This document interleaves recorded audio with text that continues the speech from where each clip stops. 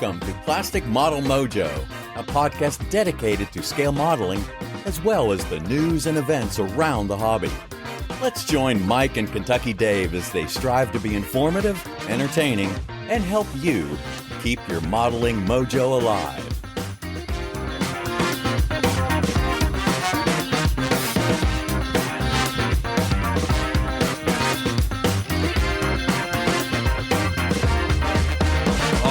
Jovia, thanks for joining us for episode 147. Dave, getting a little early sampling of fall weather this weekend.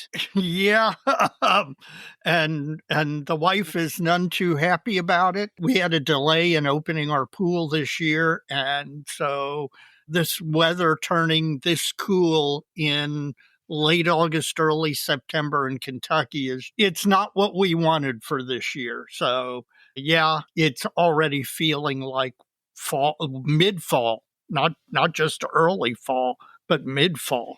Well, it's not going to last.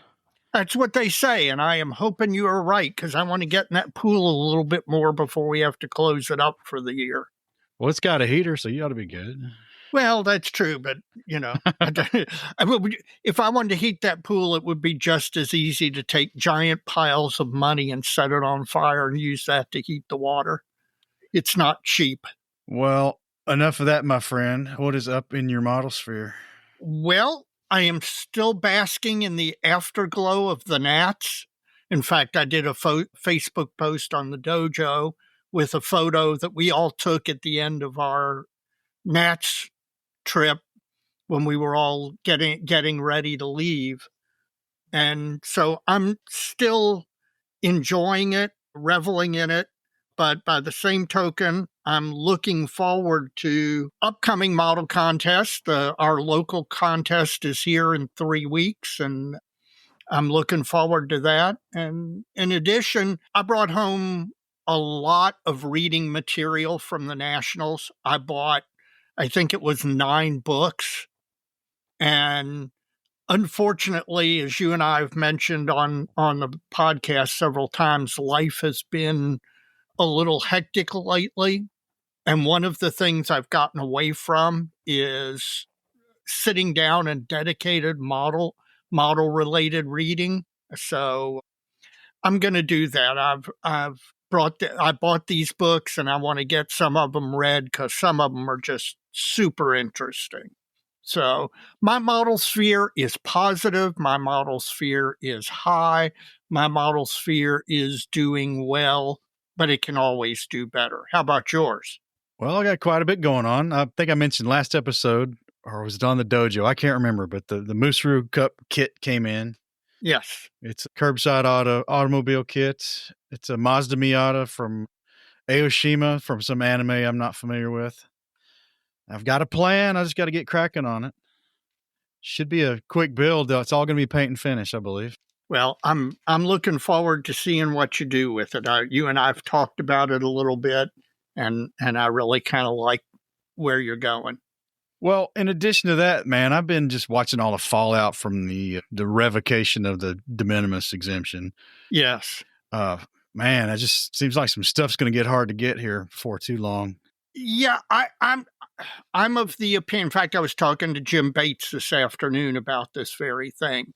And I'm of the opinion that this thing's probably going to be fairly short-lived, that it's going to bother enough people in enough ways that they're going to work out a workaround here of some sort. They're going to either reinstate it, or they're going to have some sort of workaround, because, yeah, it really is starting to have an impact.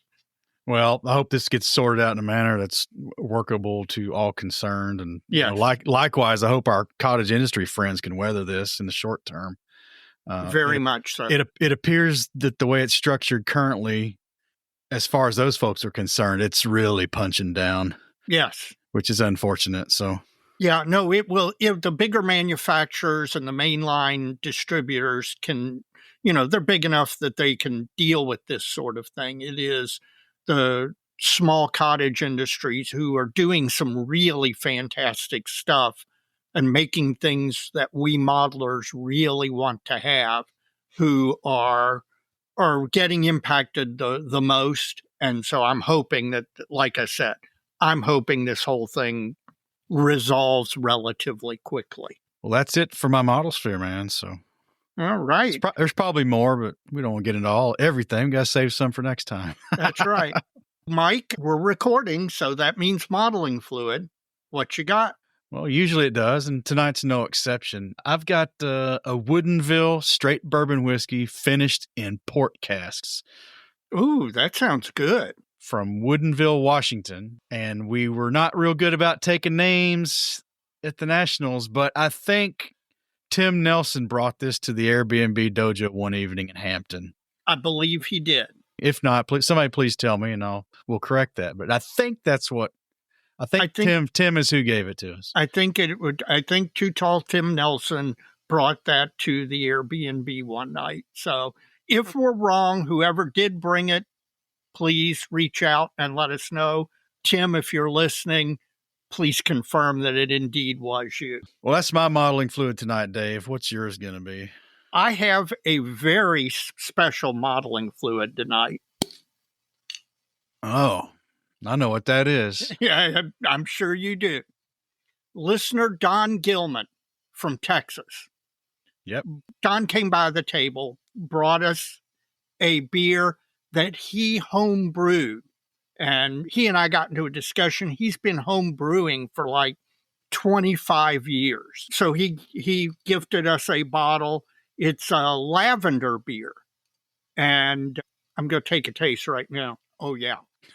Now, Don, me opening that bottle was the second time I opened it because my wife, she is a beer snob.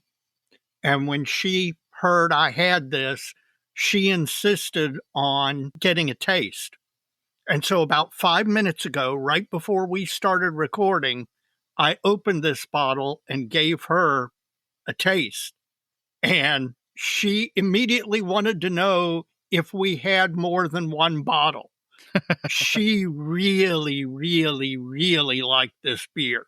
She is super impressed by it. She was very disappointed when I told her that we had the one and only bottle. But I just had my first sip, and I can see what she's impressed about. It is really, really good beer. So I'm going to enjoy this in the episode. I have no idea what the ABV is or any of that stuff. I'm just going to enjoy it as we record this episode. Well, you've blown all the details for the end, so I hope it's about 14%, so you can say a bunch of dumb crap at the end. Okay. Well, no, I still haven't described it or anything. We'll get into it. There's plenty to talk about because it's good. There is, and a lot of it's listener mail, so okay. We've been doing pretty good with the listener mail this go-around, so let's get into it, man. You got it. First up is Luis Toledo, and he'd written in a couple months back, and he'd copied a number of the other podcasts on his email, and he was just thanking us for all taking time to answer him. He was wanting to know about, or what we thought about folks who possibly looked down on other modelers who did not participate in the competitive side of things or the show entry and that sort of thing. You remember that? Yep, I do. So, Luis, I hope we gave you a satisfactory answer, and you're very welcome, and we welcome questions like that. So, yes, we do. Thank you very much. Up next is David Kettler, and he is a member of the West Michigan IPMS, and they've got a show coming up in October, so that makes me wonder if we ought to bank this one and see if they might be interested in a spotlight segment. That's a good idea. Because we don't have any for October yet. So, David, I'm going to do that. I'll be in touch because that's going to get out a little later in the month, and your show's early October, so should not be a problem. We'll be in touch. And just, along that vein, if clubs are out there and would like to be considered for one of those model show spotlight segments, please just reach out and ask, and we'll take those under consideration and let you know. And we really only have time to do a couple every month, but I've got a swizzle in mind for that short that may help us at least touch on a few of the others at the very end or something. But we like doing it, and it seems to be helping some of the folks. So yeah, if you got stuff like this, please send it in. And if you really think you might want to have an appearance, let us know. Well, Dave, from Southern Maryland, Mr. Justin Reed. Mm-hmm. He has answered your call for folks rundown on their national attendance. Uh-huh. So I'm going to forward that on to you because we're going to do something with Thank that. you. Yes. Probably. I will mention, though, he did have a great time and even picked up one of our rare limited edition plastic Model Mojo rock glasses, Mm-hmm. which will be available at the MMCL show at the end of the month. If somebody's in our region and might want to get their hands on one of those, and hopefully they won't be that rare and limited. We probably get some more once we run out, but appreciate the folks who picked those up at the show. Yes. And thanks for answering our call there, Justin. Some of this is good information, and we're going to sort through it and see what we can do with it. Well, David Waples has written in, and it's in the theme of modelers helping other modelers. Okay, we like that. He's been working with an Otto Gerza at rcsubs.cz. Oh, yeah. I know who they are. And it's for a 1 to 1/44th scale and a 1/72nd scale 3D printed resin Los Angeles class submarine Flight 1. Mm-hmm. And he said there's an excellent set of plans that were made by Greg Sharp of Deep Sea Designs, which are no longer available. And he had noticed that Jeff Groves, the Inchai guide, used these same plans on his 72nd scale Los Angeles submarine. Yeah, that he did as a vacuform, self-made vacuform. Well, he reached out to Jeff, and Jeff just sent him the plans. Dave says he offered to pay for them, but Jeff just sent them. That is so Jeff Groves, it's not funny. Consider us not surprised at all. Exactly. So we'll give Jeff a handshake at our show. We'll probably see him if things go as planned. So Dave, thanks for making mention of that. That's really cool. I love the information exchanges, and it was good to see you at the National Convention as well. Yep.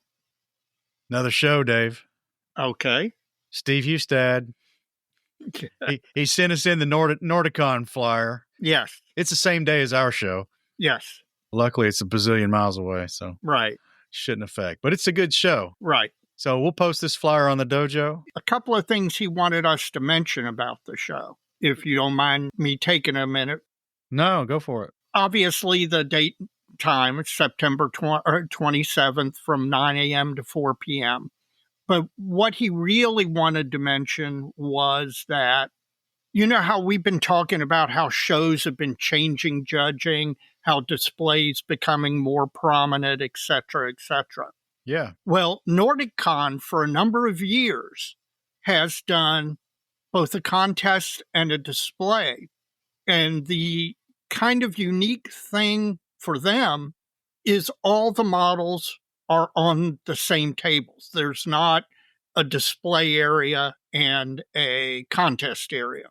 What they do is you put your model in whatever category it would normally fall. And if you're doing a display only, you've got a different color form. And that tells the judges, okay, I don't have to judge that one. But you still have all the 72nd scale single engine aircraft together on the same place on the table so that you get that seamless effect. You don't have to go find the display area. And they're very proud of having done that. And I hope other shows that start to emphasize display do that, because frankly, I think that's probably the best way to do it so that people can see everything in a particular scale or particular subject matter and all, whether it's for display or whether it's for contest. And I think it would encourage people to bring in their work for display.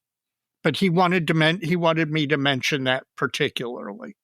Well, we'll put the flyer up on the dojo so people can have all the information. Yeah. I need to link these in the show notes as well. But one more thing from his flyer that I'd like to mention is that this show is like co-hosted by 5 different groups. Yes. So there's a lot of them. Twin City Aero Historians, which I think is Steve and Mark's club. Yep.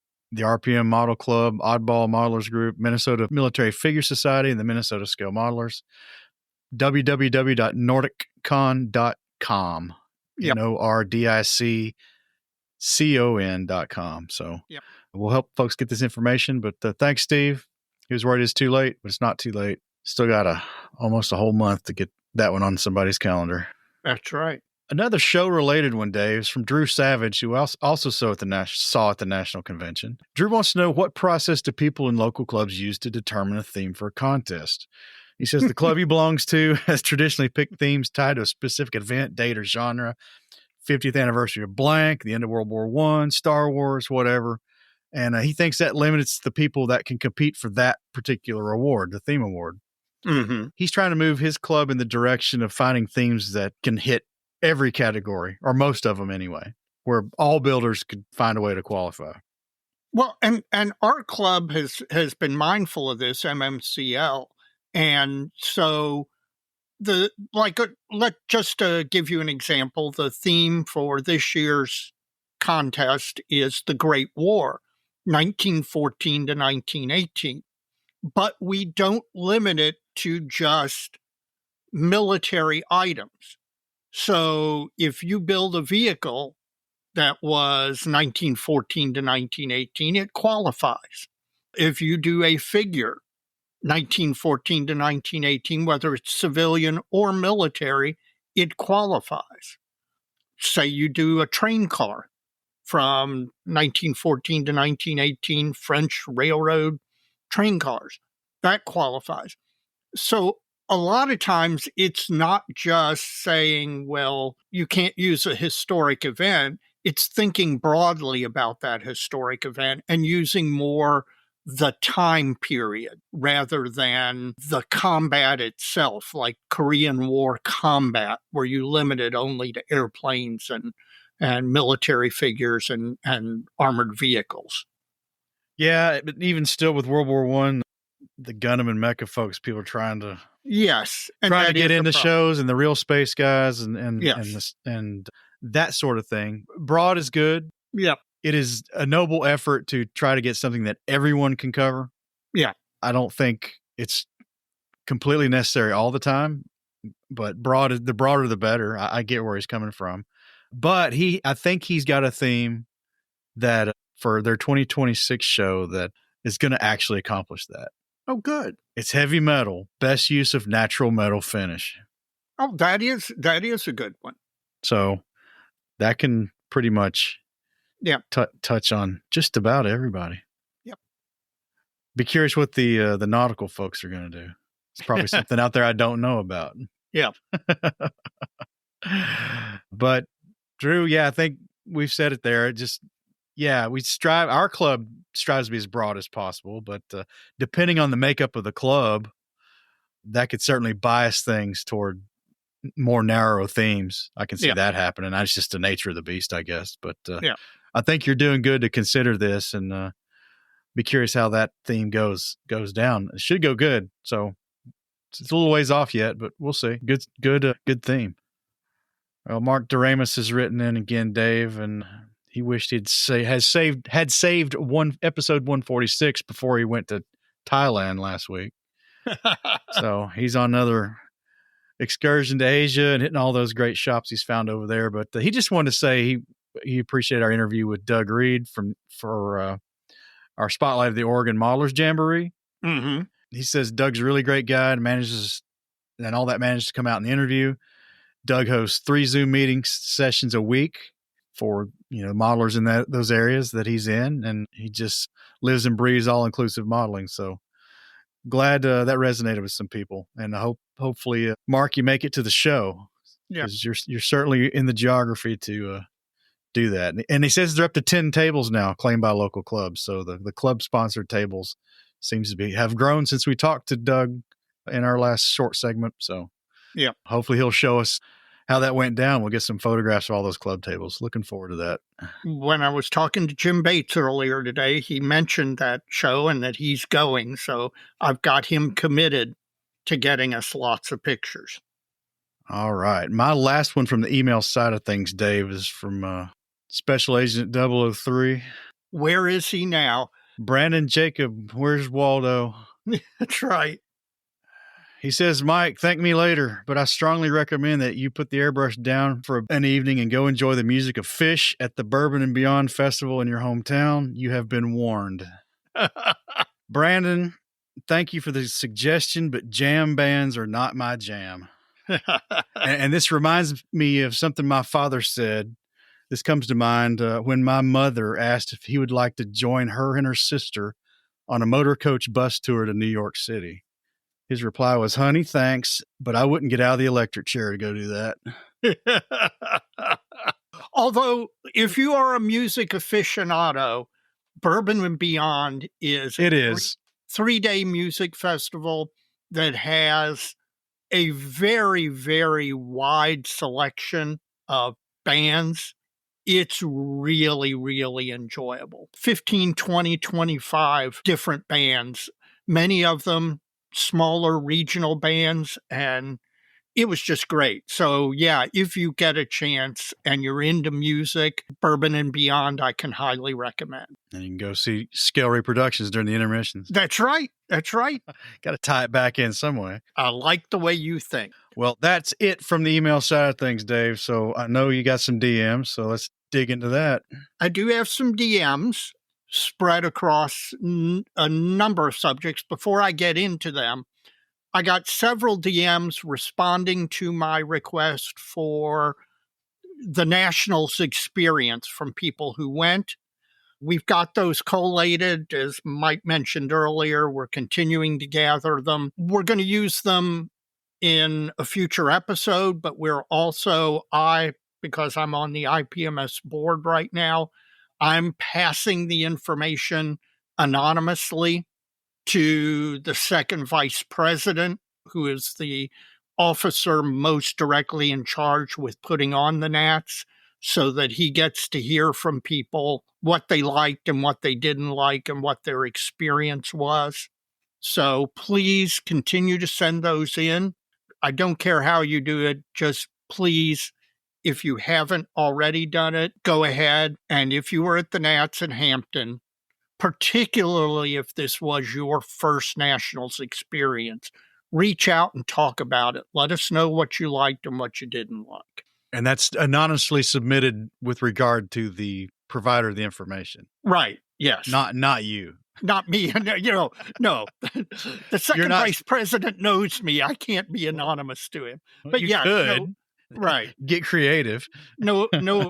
So that when I pass him the different people's comments, they will be without their name, just anonymized. Right, anonymized, so that they get the information, but they don't know who the commenter was. Well, we'll milk it for some content too, though. Yes, we will. On the DM side, first thing I want to mention is Warren Dickinson, our friend from Southern Kentucky, reached out. He had just bought the IBG, they call the black box set, with the new IBG 72nd scale Spitfire Mark I and II. He was highly impressed, wanted to let me know that. He also promised he's coming to the MMCL show at the end of the month, and he's going to bring it so that Jeff Inch-High-Groves and I can take a look at it. Speaking of Inch, he is going to be both at the MMCL show at the end of this month. He's also going to the Cincinnati show, and we have tables at both of those shows, and his table's going to be right next to ours. So if you're going to either one of those shows, if you find us, you'll find Inch right next door. Come by and say hi. The next DM was from Mike Halliday, and Mike was looking out for you and me. He knew that we had previously talked about the S38 S-Boat by 4 models. Yeah. And he had run across one that was deeply on sale. I forget who the dealer was that was selling it, but they were basically like half price. And so he wanted to make sure that we knew about it in case we needed one. I told him I had already gotten one, but that I'd pass the info to you if you were currently in the market for one. I don't know. I'll have to check it out. Send me the information. I will. Next, a DM from Brian Bennett. He and I had done a transaction online. I sold him a couple of kits that I posted on the dojo, one of which was the old Revell CR-42 Falco, the little Italian biplane fighter. And that he DM me to let me know that he got them. That led into a discussion of Italian aircraft. We both have an interest in it. That led into a discussion about some of Harvey Lowe's recent work, because Harvey's been doing a lot of unusual Italian aircraft, from resin and vacuform kits and 3D printed kits. I pointed those out to Brian to take a look at. It was just one of those nice conversations. I keep talking about how in the middle of a day when I'm dealing with clients and their legal problems, it's really nice out of the blue to get a DM from a modeler talking about model subjects, and injects a little bit of joy into what can sometimes be otherwise tough work. The next DM is from our friend, Michael Grisbin, the North Carolina guy with the German-sounding name who lives in England. But Michael had previously sent us a couple of nice shirts from a local brewery from North Carolina.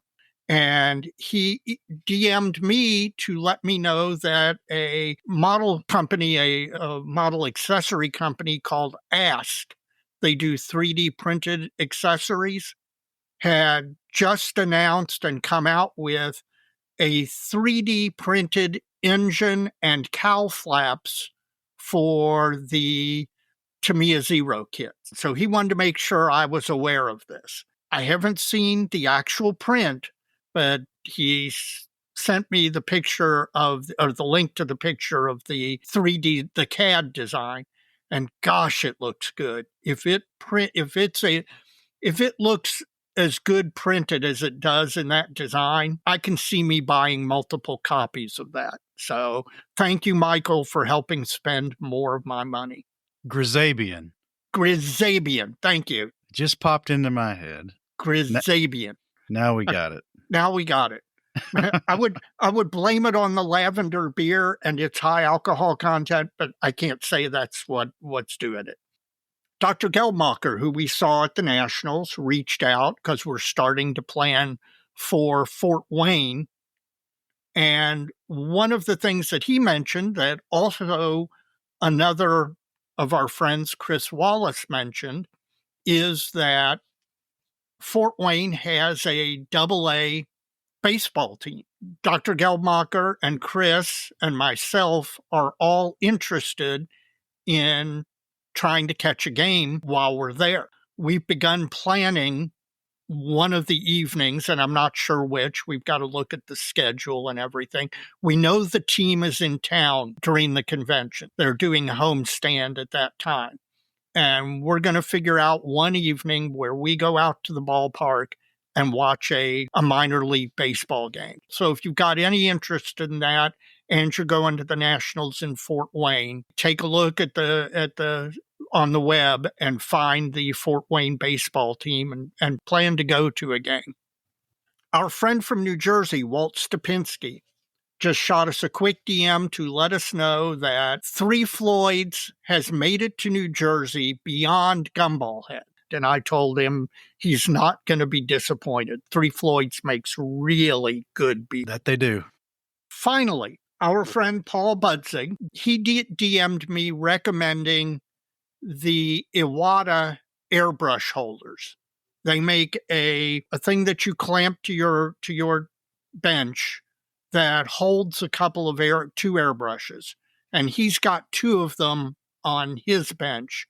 And the thing he likes about them over pretty much any other airbrush holder is he says they hold the brushes really securely, which some airbrush brush holders don't really do that. And if the airline gets tugged or it doesn't get seated in there, they can fall out and then damage the airbrush. So he highly recommends these. And I'm here to tell you, if Paul Budzig recommends something, I'm definitely going to take a look at it. So that was it from the DM side, other than Mr. Hustad wanting us to mention Nordic Con, which you covered masterfully already. I don't know about that, but we did cover it. Yep. And we'll help propagate the information. Well, good. So folks, keep sending in the listener mail, you can do that via email by sending something to plasticmodelmojo@gmail.com. You can DM us through the Facebook Messenger system. There's also a web link in the show notes titled "Give Us Your Feedback." That's also kind of a quasi email. It's just a portal to send a message, and you don't have to know the email address. You can just use that link and send it that way. All those are great. We appreciate all the email we get. It's our favorite segment of the show. Keep it coming, folks.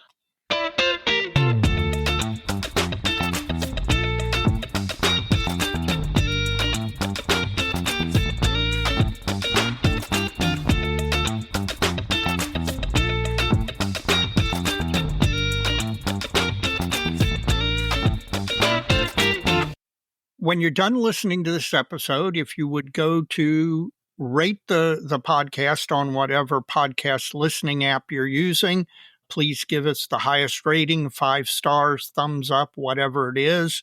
It helps the podcast remain visible, and we appreciate the help. We're continuing to grow, and we really are focusing on finding new listeners. The best way that we can find new listeners is get a recommendation from our current listeners. So if you know somebody, a fellow modeler who isn't currently listening to the podcast, please recommend us to them. If they need help showing them how they can access the podcast, if you would help them with that, it is the single best way for us to continue to grow. And we want to keep growing because we want to keep doing this for you all. We really, really enjoy it. And the biggest joy that we get from it is the interaction with the listeners. And so more listeners equals more interaction, which equals more joy. So please do that for us. Don't just rate the show, write a review too. If your app will let you do that. And if your app won't, you can go to the Rate the Show link in our show notes, and that portal will let you do both those things. And we really appreciate the feedback and reviews you can leave there. Once you've done all that, please check out the other podcasts at modelpodcast.com. That's Model Podcast plural. It's a website set up with the help of Stuart Clark at the Scale Model Podcast up in Canada. It's just an aggregated website of all the banner links to all the other podcasts out in the model sphere. We've got some blog and YouTube friends as well. We've already mentioned Jeff Groves, the Inch Eye guy. He's got a great blog. Come out and see us at the MMCL show if you want to meet Jeff. And we were talking to Chris Wallace last night.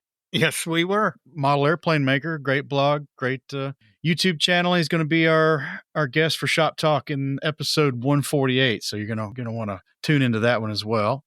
And go watch his latest video. It is really, really good. Stephen Lee, Sprue Pie with Frets, long and short form blog, mostly 70-second scale. Also some model railroad content on there. You're going to like what Steve's got to say. Yep. And enjoy that blog. Evan McCallum, Panzermeister 36, YouTube channel. Just moved to a new house. He's a little behind the 8 ball on content right now, but we talked to Evan last night, and he promised that there is indeed a new video coming very soon. And finally, Dave, you already mentioned in your DM summary, Paul Budzik and the Airbrush holder, but you're going to want to check out Paul's Scale Model Workshop, and you can get to that through Patreon and some of it on YouTube, but please check out what Paul's got going on, and I need to talk to him. So yes, there are a lot of people we need to talk to. If you are not a member of IPMS USA, please consider joining IPMS USA, as well as all of the national IPMS chapters are run by volunteers who are trying to give modelers in general a better modeling experience. So please consider joining. Also, if you are an armor or post-1900 figures modeler, you might consider joining the Armor Modeling and Preservation Society, a good group of guys dedicated to armor modeling and all of the skills and techniques involved. In addition, they're going to have their national again in South Bend in 2026, and you should join the organization and you should make plans to come to the national. Plastic Model Mojo is brought to you by Model Paint Solutions, your source for Harder and Steenbeck airbrushes, David Union power tools, and laboratory-grade mixing, measuring, and storage tools for use with all your model paints, be they acrylic, enamels, or lacquers. Check them out at www.modelpaintsolutions.com. Well, Model Paint Solutions is not just our sponsor. Dr. Miller, a.k.a. Dr. Strangebrush, is a regular personality on our show, and we've got him back again, Dave. Yes, we do. And as always, fantastic conversations with the guy, and I always learn something.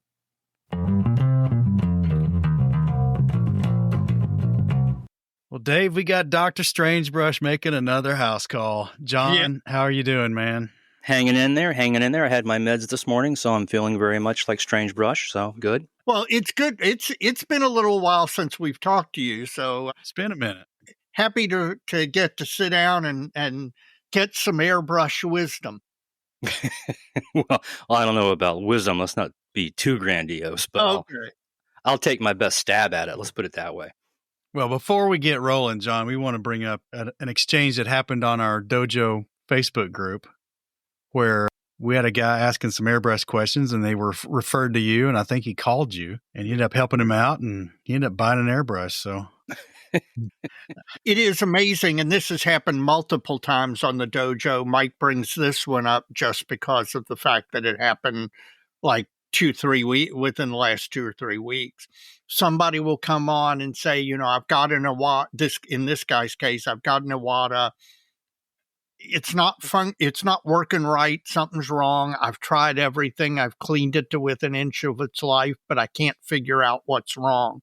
And the funny thing is, not only did I chime in, but like 5 other dojo members all chimed in with, "Oh, you need to reach out to Dr. Strangebrush, talk to him. He'll get you fixed up." And the guy apparently did. You cured his Iwata problem, whatever it was, and he ended up buying a harder and Steenbeck. He posted it on the dojo when it came in. So Yep. we were kind of thrilled at that. Well, I appreciate that. That's kind of the way I prefer to do it. Yeah. I prefer, for guys to reach out either via email or via phone. I'm still a firm believer in using the phone. You can get so much more done Yes. with a 5-minute chat than you can with a week and a half of hunting and pecking. Yep, I agree. can you come talk to the under 30 engineers at my place of employment? Yeah. Been there, done that when I was in science too. And I understand what you're saying. So the best kind of interaction I have with any of my customers is when they send me an email and they say, I'm having this brush, it's spitting, it's coughing, it's hacking, whatever. And, I can't figure it out. Is there a time when I could call you?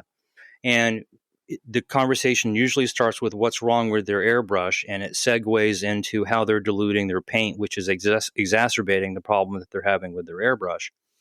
And then by the end of the call, not only have we figured out what's wrong with the brush, but as I hear from an email a week or 2 later, they'll go back to their bench and they try some of the things that we discussed during that call, and they come back with, "Man, this works so much better. I'm so much happier, and I'm not fighting, chasing my tail and fighting the brush every time I want to paint something." And yes, and then they're a customer for Model Paint Solutions. And if I could, I'm not as fast as Amazon. I never ever will be. But the difference is the first time that you run into a question or a problem with anything, you can actually call me and I'll call you back. You mean I don't get a call center somewhere in Southeast Asia? No, I'm not making any of my calls from Mumbai. Okay. They all come right from my shop here, surrounded by airbrush parts and paints. And yeah, that's the best kind of interaction I can have with my customers. And that's, I would like to think it's one of the things that Model Paint Solutions can provide that other shops can't do as well, to be honest. Well, clearly it works because, like I said, you have such a fan base, particularly on from our listeners and the folks who are on the dojo, that when anyone pops up with a "Hey, airbrush question," the comments are all, call Dr. Strangebrush, call Dr. Strangebrush. I appreciate that. The nice thing is that the reason I feel comfortable posting that to somebody is that I know from all of the people that we have sent to you and all of the people who've interacted with you, who've then talked to us, all rave about the interactions, the customer-friendly, customer-centric interactions they get, and you end up solving their problem. And that's the long and the short of it. I appreciate that. For what it's worth, you boys are in the South, and I'm just going to speak bluntly. I'm from the South. I was born and raised in the South, and I'd like to think that there's just a little bit of that Southern hospitality in the way things are done at Model Paint Solutions. Like, you send me an email, it may take a day, but I will get back. If you call me and you're having a problem, I will stop what I'm doing and I will help you with your issue. I call it the Paint Crisis Helpline. Yeah, there you go. The Paint Crisis Helpline. I'll use that in the future. All right. Well, that's great, man. But we probably ought to get on into this. Yep. But before, okay, let me back up. This was a Stump the Airbrush Chump episode where you've solicited questions and problems from your customer base. I have. I'm sure you're well prepared for that. But tonight, John, I'm the leadoff batter. Okay. I've got a problem. Oh, I know, Mike. Yeah. No, not that one. Okay. Thanks, guys. And it's not you either, Dave. Yeah. Sure it isn't. So I've got an Evolution that I use. It's pretty much my go-to. It replaced my Badger 150 when I got that from you. Mm-hmm. And when I notice this, when it's obvious to me, I'm either blowing thinner because I'm cleaning my airbrush, or I'm spraying some high dilution ratio, 80-20, 90-10 paint, primer, whatever. Mm-hmm. I push the trigger down to start the airflow. Mm-hmm. I start pulling it back to start the paint. Mm-hmm. I can watch the cone increase in size. Mm-hmm. Then it decreases in size. And then I pull a little bit further back and it picks up back where it was supposed to be, plus probably the difference. That's a master seal. Okay. Because the needle's clean. That was going to be my caveat. I know that the freaking needle's clean. Sounds like a master seal problem. And, I work on mostly, obviously harder Steenbecks. I work on a fair number of Awatas. I will occasionally work on a Grex. And, each brand has its strengths and has its weaknesses. Let's be honest. And HS has a lot of strengths on the design. One of the things that you do have to watch with an HS is that master seal. And when a brush starts behaving as you've just described to me, I can usually go in and change out the master seal, and that will fix the problem. It's not a nozzle seal. It's not an air cap O-ring. So we can go about this one of two ways. I could send you the new master seal with the needle seal as an assembly, along with a little disassembly tool that you need to take the old master seal out and put in a new master seal. Now, when I say master seal, I'm talking about the needle seal. A lot of people call it the needle seal.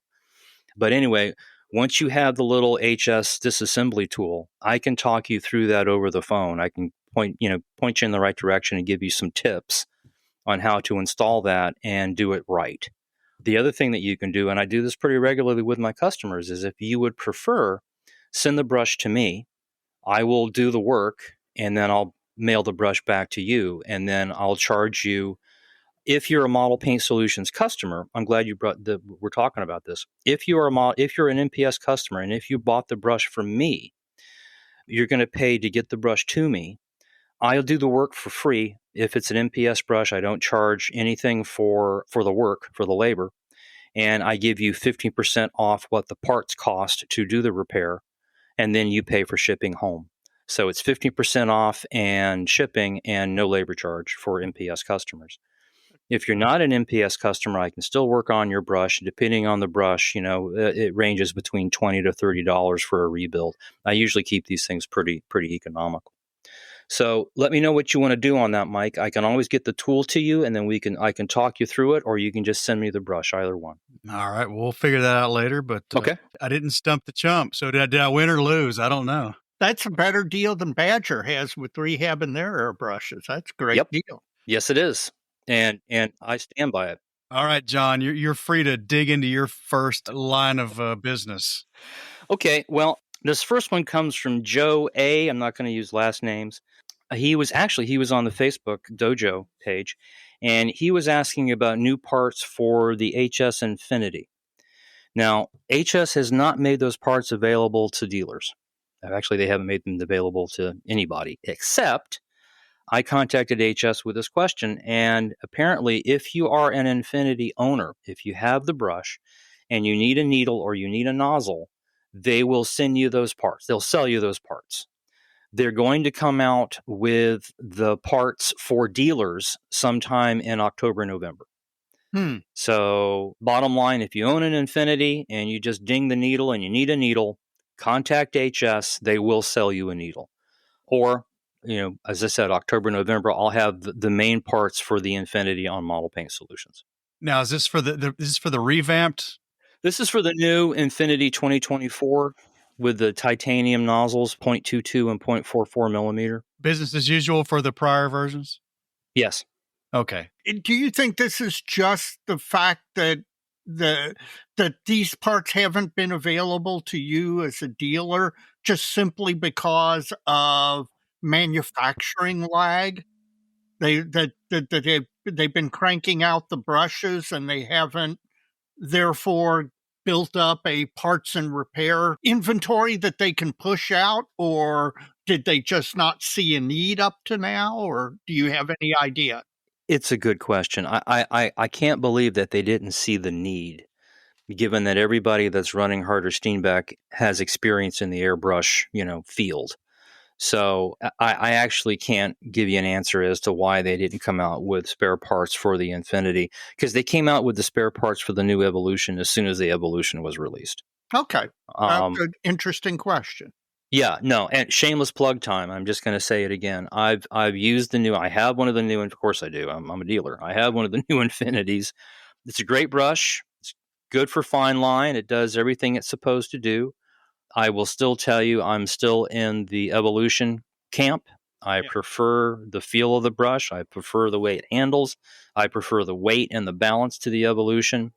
And in addition, one of the main things I like about the Evolution is that the new Evolution 2024 has the new trigger design, which takes the slop out of the system. So if you think about moving the needle, and the needle moves, so it's a very, very tight trigger design, and it's the same trigger design essentially on the Infinity that the Evolution has. But for me, the real utility of the Evolution is that the front end of the new Evolution is the same as the front end of the old Evolution, which means that if you have the 0.15 tip, the 0.2, the 0.4, all of those old HS tips will fit onto the new Evolution 2024. That's the real utility of the brush right there.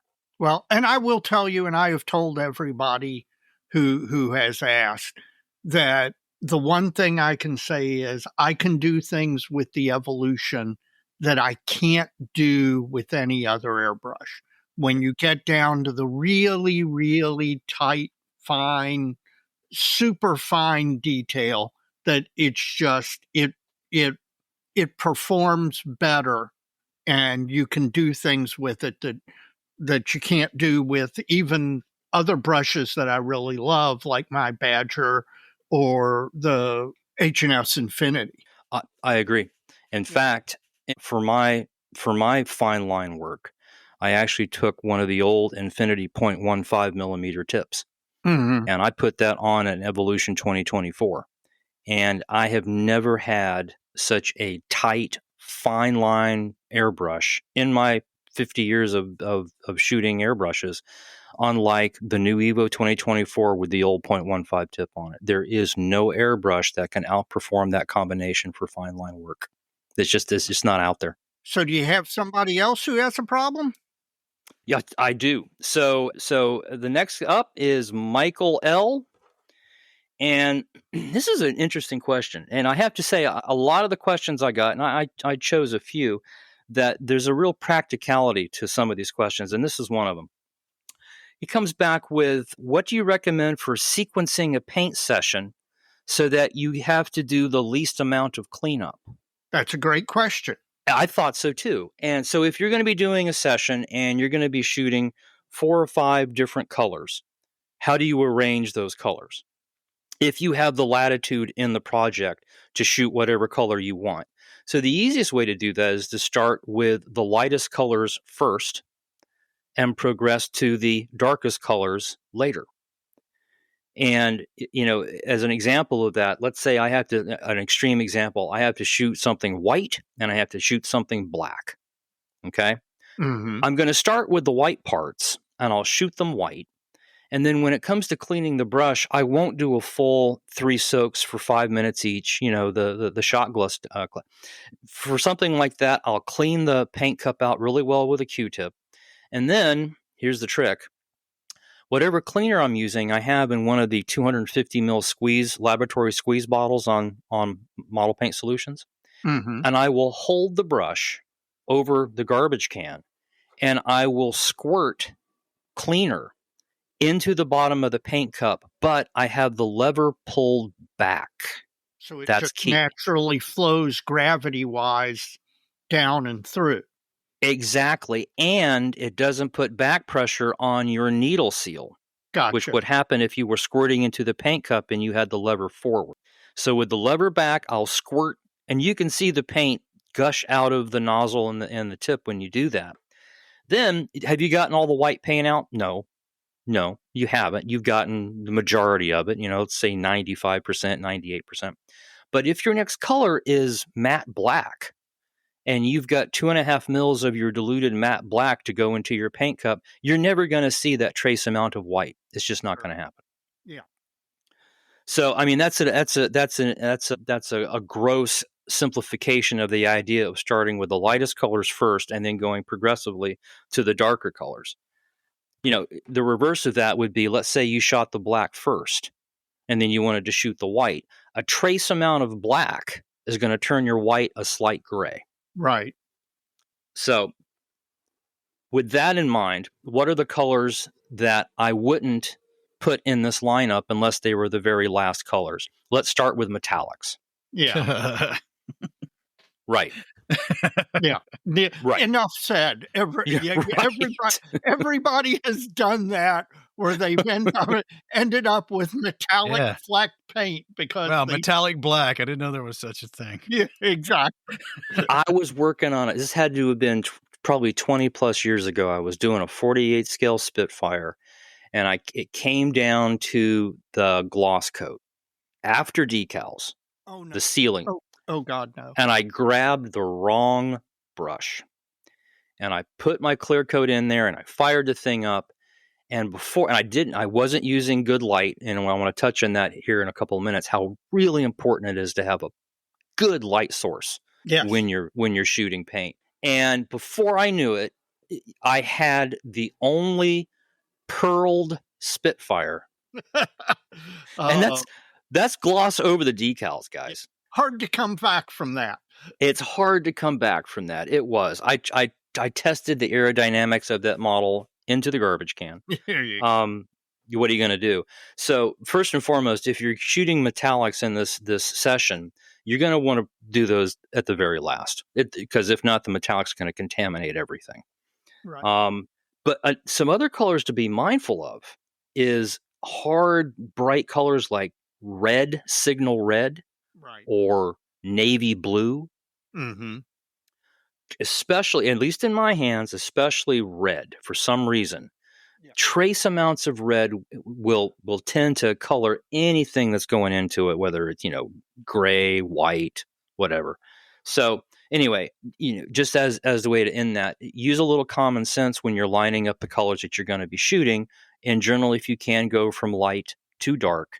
And then after you finish that session of 4 or 5 colors, at that point, go ahead and do, your full cleaning routine, whatever that is. And if it happens to be the 3 soaks for 5 minutes, that's great. And then one of the things, another, I don't have his name here, but another customer just sent me an email not more than a day or two ago asking about how often I clean the needle. Mm-hmm. And that's a good question, because I do the 3 soaks, and when I'm usually done doing the 3 soaks, I'll call the brush clean. Every 2 or 3 sessions, I will pull the needle, and and there's always a little bit of residual paint back on the end of the needle. We're closer to the needle seal. You'll always get a little bit of paint there, and every once in a while there'll be a little patina of paint along the length of the needle as well. And the rest of the brush is usually serviceably clean. So I will take a Q-tip with my favorite cleaner, and I'll just run the Q-tip down that needle, just 5 seconds, clean it up, reinsert it back into the airbrush, call it done. Okay, next is from Chuck S. And this was another really good question. He sent a question about how to prepare your brush and your paint if you're going to be shooting a long session. That's a good question. Yeah, and I've been there, and maybe other people have too. If you're I've certainly been there. If you're working with something that, let's say you are shooting a color and you have to shoot it and then you have to let it dry on the model for a while so you can unmask some areas and then shoot some more of the same color, and the brush is going to be in use for, with paint in it off and on for, let's say, an hour. Mm-hmm.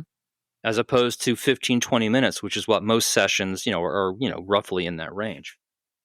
So clearly Charles had an issue with this. He does a lot of builds where he has the brush set up and, on the bench for an hour. And one of the things that you can start with is, if you're using, let's say, 40% paint, 60% thinner, try a slightly more dilute paint. It's going to thicken up a little bit because, the thinner is going to be cooking off with time. Right. So take your paint a little thinner if you can, just to kind of get ahead of what you're going to be losing there, right? Right. The other thing, of course, and here's the easy one, is simply put a lid on top of your paint cup. This will decrease the loss of thinner and such. One of the things that I like to do there actually is not use the lid that comes with the brush, whether it's Hardest Steam Echo Water or anything else. I actually prefer using a piece of parafilm. Yeah, and it'd be a lot more airtight. It would. It is. Do you poke a little hole in it? Well, what you can do is, or do you just do that when you're not using it? Just pull the parafilm off of one side of the cup and leave it on. Shoot what you're going to shoot, and then pull the parafilm back over the paint cup. And just so everybody's on the same page here, parafilm is a waxy kind of material. It comes in a sheet like a piece of paper. I have it on Model Paint Solutions. It's used extensively in laboratory settings for sealing all kinds of beakers and containers. And it's a great way to seal your paint cup so you don't lose so much thinner while your brush is sitting there waiting to be used. It's also great for masking large areas to avoid overspray, like onto the wings when you're doing something on the fuselage of a model. That's what I use it for more than anything. You hit it right on the head. I'll have a sheet of it and I'll pull a big piece, because you pull it to make it stretchy, and I'll cover both wings and the empennage so I can shoot on my tail band or whatever. And because I've done that too. Yeah. And once that yellow gelb 4, yellow patina is all over the back end of your 109, you're like, oh dear. Right. Yeah. So, and one more tip for this: if you happen to use the shot glass technique for cleaning, grab that shot glass and put some of the thinner de jour that you're working with for that session into the shot glass. And when you're done shooting, seal your paint cup with parafilm, and then put the nose of the airbrush in the shot glass. Just to keep the things from drying the needle shut or something like that. Exactly. That's actually, I think, of all the series of things that you can do for a long session shoot, I think that's probably the most helpful. And I do that a lot. If I'm going to be, if I have the brush loaded up and I have to take care of a mask problem or whatever, I'll disconnect it from the air and I'll just drop it into a shot glass with just enough thinner to cover the air cap. And that way, the nozzle, the tip of the tip of the air cap, the needle, all that stuff that usually is going to get gummed up with the airbrush sitting there won't get gummed up. Then, when it's time to shoot, pull it out of the shot glass, reconnect it to the air, blow a few times to get the liquid off the tip of the brush, off the air cap, so you don't splatter all over the model. And the tip is wet and ready to go with no dry paint. And then, lastly, if you're going to be doing a long session with the brush sitting there, you have to be mindful of the paint settling. Mm-hmm. That's especially true with metallics. And I think everybody has experienced that. The one I like is I got an email from a guy who was doing like a 32nd scale Mustang or something. The thing was big, natural metal finish. And he loaded up a 5 mil cup of his dilution. And he says he's halfway through the job when the entire finish that he's getting with this paint changes. Right. And he was, he was having a hard time troubleshooting this. What was happening is that the metallics in the paint were settling to the bottom of the paint cup. Precipitating to the bottom and therefore coming out in thicker quantity compared to the carrier. You got it. And you've got, with Model Paint Solutions, you got those little wooden stir sticks. Well, there's two things you can do there. You can do a stir stick, and that's a cheap and easy way to do it. I actually like pipetting up and down in the paint cup. Gotcha. That's what I do. Yeah. Yeah, and for that, I don't know if you've seen them on the site, but I have these little tiny mini pipettes. Those are ideal because you can literally just put it in the paint cup and leave it there. Yeah. Yeah, just cycle that stuff in and out a few times and get it blended back together. Exactly. So if you're going to be doing a long session, a couple of things to remember there. Dilute the paint a little bit more. Try putting the tip in a shot glass. Cover the paint cup with something. And then don't forget to stir the paint up in the paint cup, even if it's not a metallic. Stir it up a little bit before you go to use it for your next shot. So that makes sense. Yeah, I thought that was a good one. Yeah. Okay, next one, Jeremy P. And this is one that if you wanted to, it's one of those questions that you could expand into an hour-long discussion. And we're not going to do that. But he had questions about shooting dry coats and wet coats. And I get this a lot, by the way. Mm-hmm. This is the big question that I get thrown to me pretty regularly. And he actually called me up, another customer that called me up. We had a great talk on the phone. And he was learning how to shoot dry and wet coats. And he was following the instructions, that I had given him in articles and stuff. And he said, I liken shooting the wet coat to walking the wet line across the model. And I thought, that's a really good way of describing that.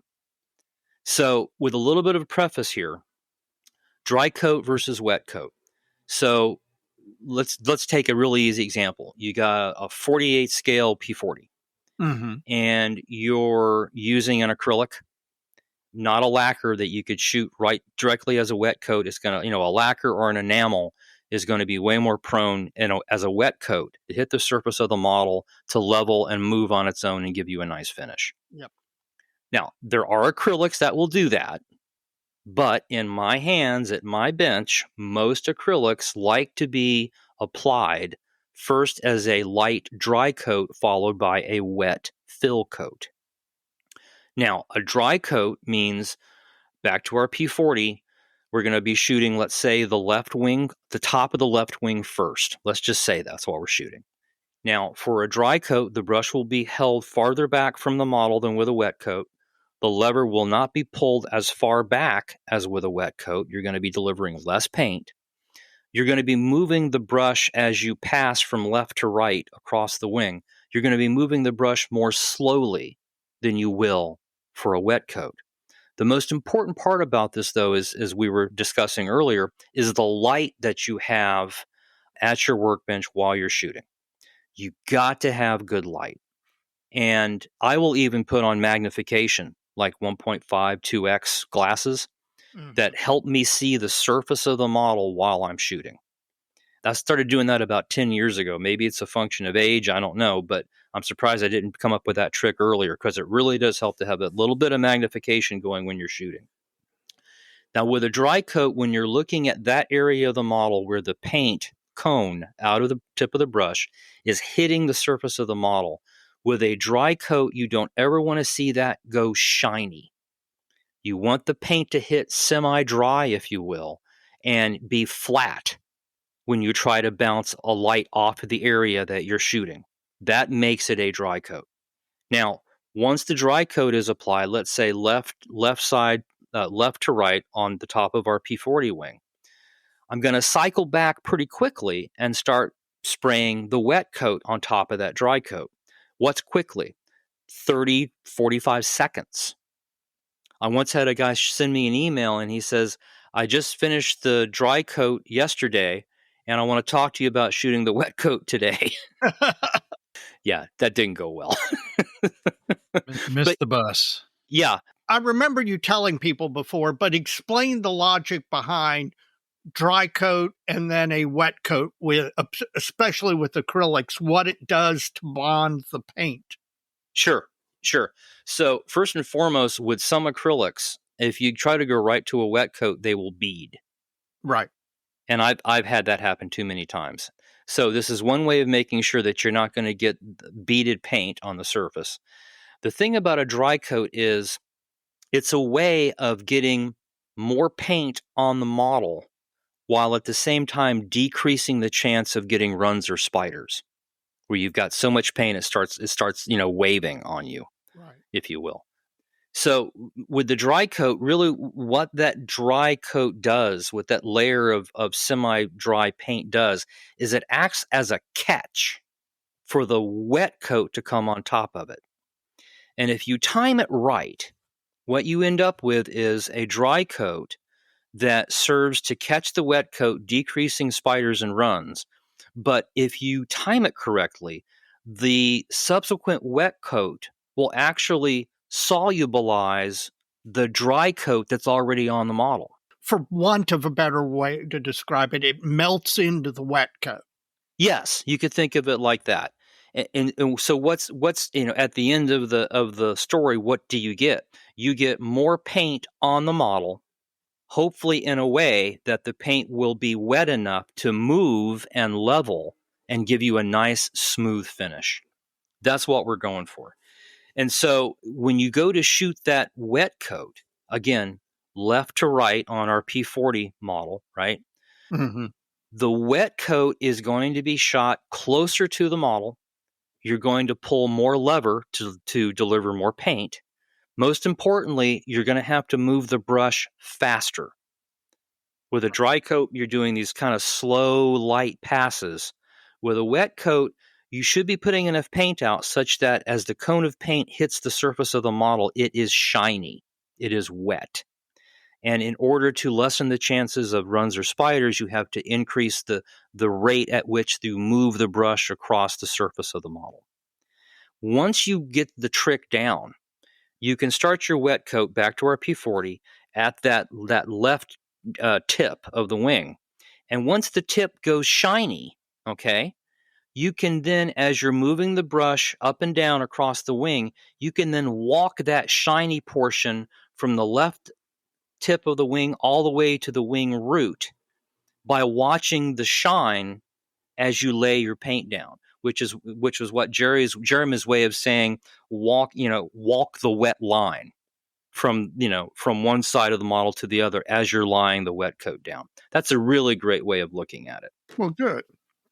Yeah, hopefully that'll help somebody out there who's working with dry and wet coats.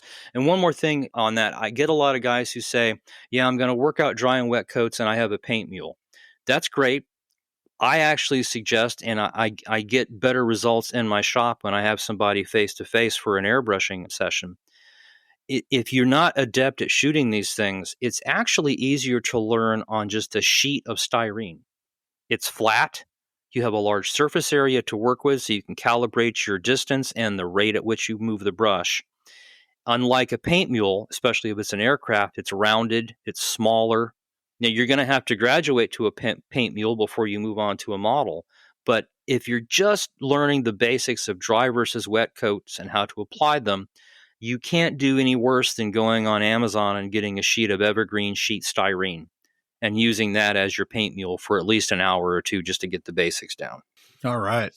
Okay, the next one is from Pat S., one of my older customers, actually. He's been coming to model paint now. Do you mean long time or do you mean older? In Pat's case, and I know he won't mind me saying this, both. Oh, that's what I thought you were going to say. He had a great question. He's getting into using retarders in his paint, and he's happy with the results.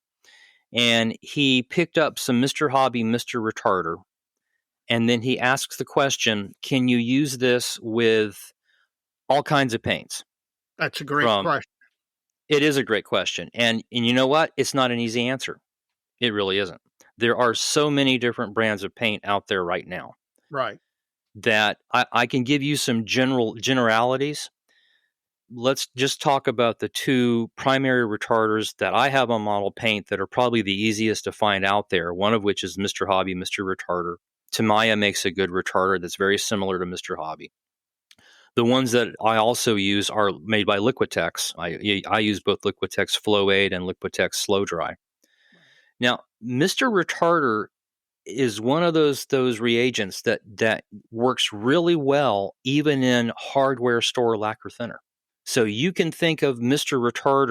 Hobby Mr. Retarder as the retarder you're going to want to add if you are using a really strong lacquer-based paint, like, let's say hardware store lacquer and Tamiya, which some guys do. Now, Tamiya, the LP line. Sure. Or Tamiya, the alcohol base.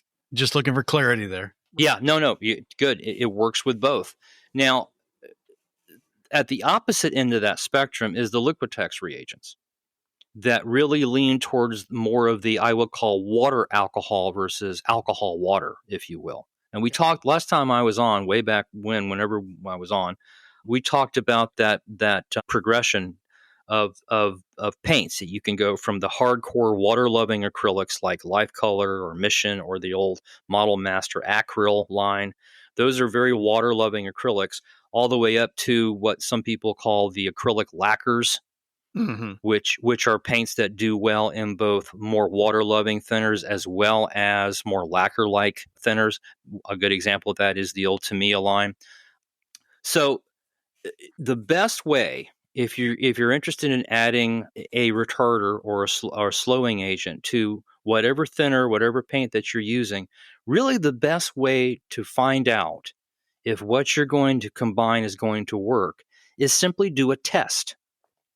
And an easy way to do that is to use some of the small spin tubes that I've had on Model Paint Solutions ever since we opened the virtual doors 10 years ago now. Mm-hmm. And if you've ever purchased anything from Model Paint, I often throw a couple of spin tubes into shipments just as a way of getting them out there so guys will use them. And I have the ones you have sent to me, I have used time and time again. Yes. Now, spin tubes for the uninformed are basically centrifuge tubes. Yes. Yeah. Centrifuge tubes, I mean, they're made for protein samples, DNA, RNA. And they come in a lot of sizes. They come in a lot of sizes. I think the two most common sizes are the 2 mil and the 5 mil. I have both of those size tubes on Model Paint. I like them because they have gradations on the side. You can use them to dilute your paint. When you're done shooting, you can take the unused amount of paint, put it back into the spin tube, snap the spin tube closed, put it in a rack, and it will be ready years later. I had premixed paint and spin tubes for my E16 Paul project at a year. They're in the tubes and used on and off for a year. You're absolutely right. Yep. I mean, these things are good enough to store DNA and RNA, and so yeah, they're good enough to store basic paint dilutions. What I like them for are basically testing new paints with new thinners, or as we're discussing here, what retarder is going to work best with a given thinner. And the way to do it is very simple. Let's say I prefer to use the 2 mil tube, so you waste less of your thinner in your reagent testing. So you take a 2 mil spin tube, you put a mil of your thinner that you're testing in the tube, and then you grab whatever retarder, whatever slowing agent you want to test, add roughly, to a mil, you'd probably add 10 drops, let's say, of your retarder, snap the cap, shake the tube, take a look at what you get. If the solution turns cloudy, if it starts clumping up, that's not a good mix. If it stays clear, sometimes they'll go slightly cloudy when you first shake them, and then they'll go clear. That's a good sign. But once it goes clear, set it on your bench and wait for a few hours. And then yeah.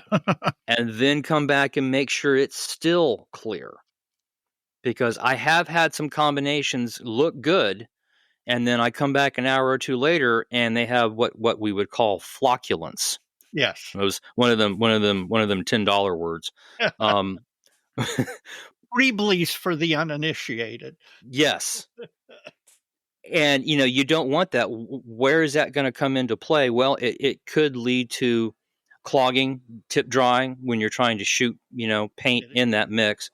The other thing you want to think about it is if you're going to put your unused portion of paint back in the spin tube and save it, if that's a bad reaction that's occurring between, let's say, your thinner and your retarder, that paint's probably not going to be good a year from now when you go to grab that tube. Or 30 minutes from now. Or 30 minutes from now, exactly. Yeah, that would be my question. Another point to watch is if it settles out and separates. Yep. If it looks good, but then after 30 minutes, hour, day, whatever, it separates out. Yep. Will it reblend or not? Yeah, that's exactly right. I use this all the time. I mean, I get a lot of new paints coming through my shop, both because guys are bringing new paints in and that, they want lessons with the new paints, or I'm helping somebody online. I will run into my shop real quick sometimes, grab a spin tube, grab whatever paint, that we're wanting to test, and I'll take the paint right into different thinners in spin tubes. And you can tell right off the bat if it's a bad mix because the paint turns into cottage cheese. New paint? What are you talking about? There hadn't been a new paint line in years. Well, I thought it was 15 minutes. Yeah, exactly. Yeah, and we're going to talk about how we're going to approach that, right? Yeah, absolutely. So maybe we ought to just touch on that right now, real quick. One of the things that as we discuss what we can do on our next session with the podcast is try some of these new paints and discuss how they handle, how they dilute, how they spray during the podcast. And then I will put up an article that shows pictures of the paint, on sheet styrene. We'll do the masking tape test, a gloss coat, overcoat test, and maybe for some of the newer paints like Atom paints, or the new Acura enamel paints, or AK 3rd Gen, or you name it. We'll take one or two of these new brands on, when we talk next time, and I'll do my best to try to give folks suggestions as to how to get the paint, diluted and get it working, and then let them, do the final dial in at their bench. Yeah. So. Yep, that would be a good idea. Okay, and then how are we doing on time, guys? We got time for two more? Two more. Do. Yep. Okay. So Fred H., this is my favorite one. This is the one I get more than any other airbrush related question ever. This is number one. Bubbles in the paint cup. I was gonna say, well, bubbles in the paint cup. And this is the one you solved for me, and I was amazed that I completely understand why everybody has this problem and cannot figure out what's going on. Yep. Here's you told me, and it was like, oh my God, that works. It's brand specific, though. Yes. Yes and no. And I actually spent a couple of minutes in my shop earlier this afternoon making bubbles in my paint cups. We're gonna have to get you some therapy. I don't get much. I don't get out much, guys. You know how. Yeah, right. So you can get a badger to do this by loosening the air cap. Yep. I mean, I think I won't say it's universal because there's always going to be a brush that doesn't. But for most of the major brands out there, fixing bubbles in the paint cup is strikingly similar, irrespective of brand. Yep. Well, you can also get on a badger when you split the little brass nozzle tip. Yep. Yeah. And exactly. So my favorite scenario here is a guy will get bubbles in the paint cup. He will assume that there's a clog somewhere downstream of the paint cup, let's say somewhere in the nozzle. And this guy's name is David Knights, and this is before he calls Dr. Strangebrush and says, "What am I doing wrong?" Because this is exactly the scenario we had. Poor Dave, he breaks the brush down and 3 times and cleans it. Right. Yeah, 3 times and cleans it, and he keeps getting bubbles in the paint cup. Worse than that is the guy that breaks it down, cleans it, doesn't really find anything. But when he reassembles it tighter. And the bubbles go away.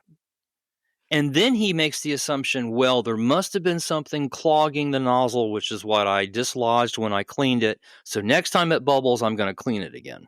Right. Right.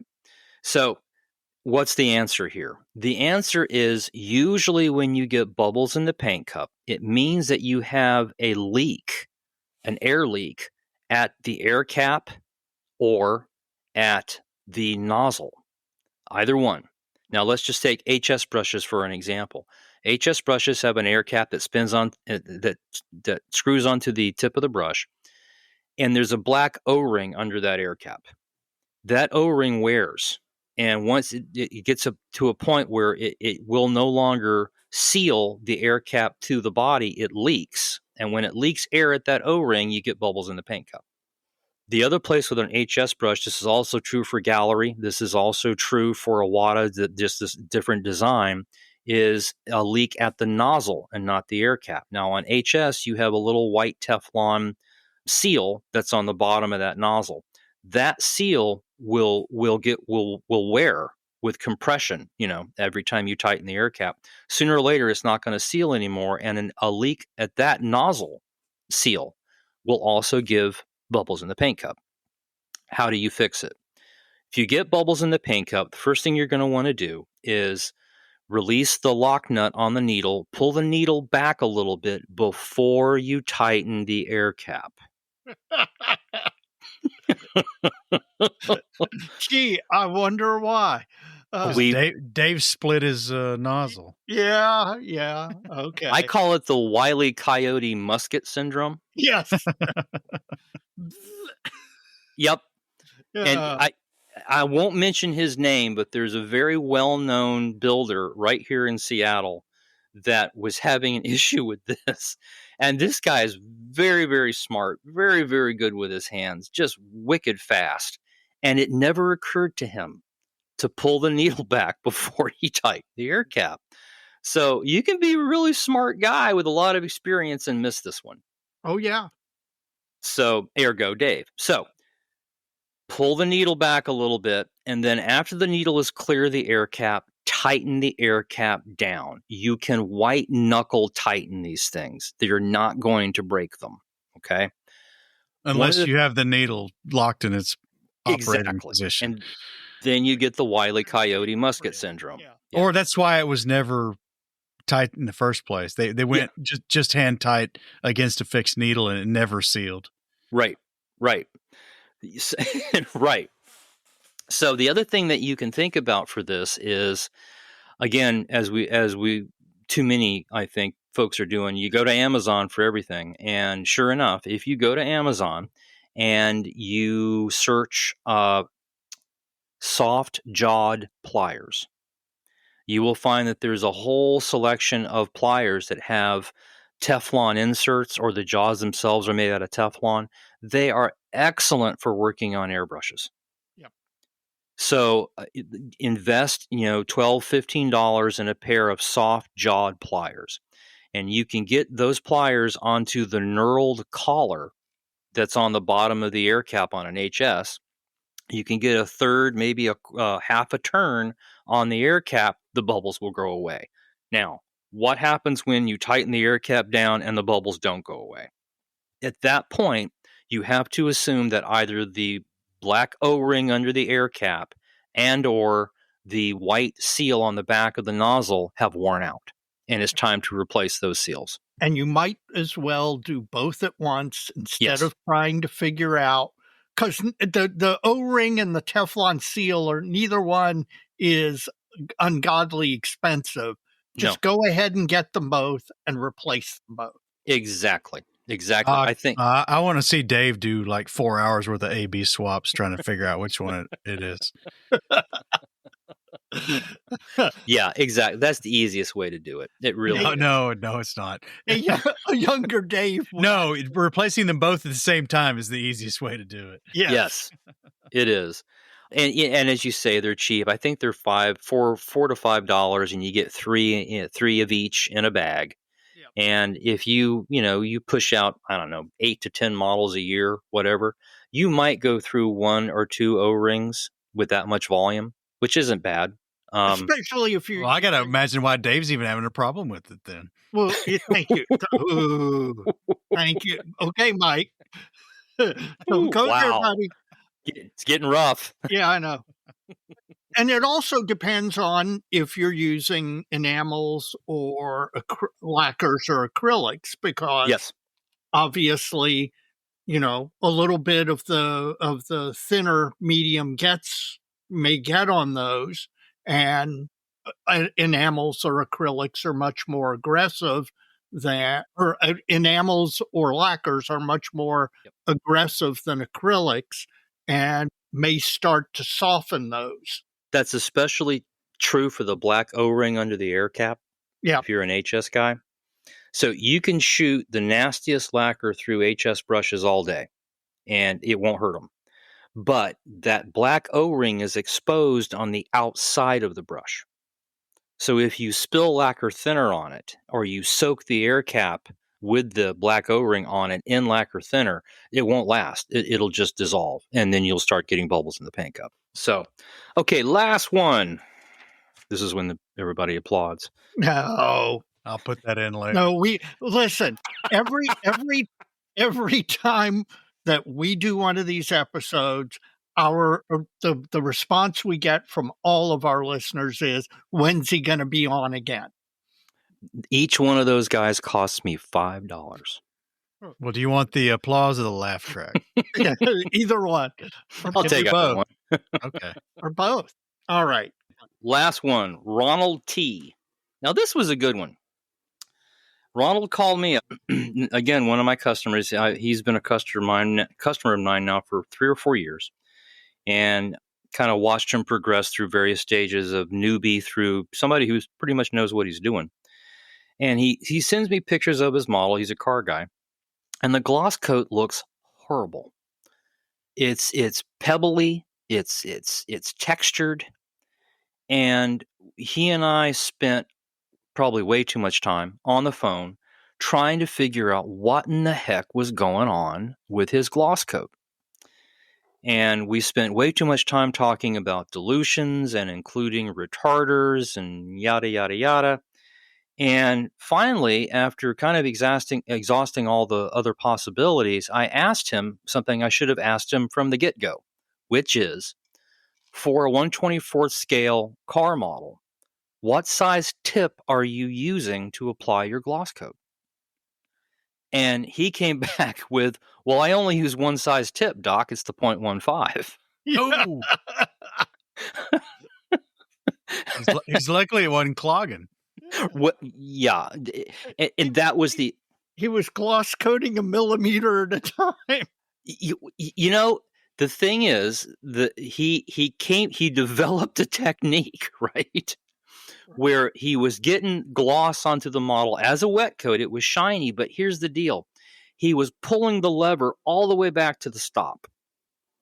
And He's getting a lot of halo effects. You got it. And, this gets to a brief discussion on what the ideal window of lever throw is for any nozzle needle combination.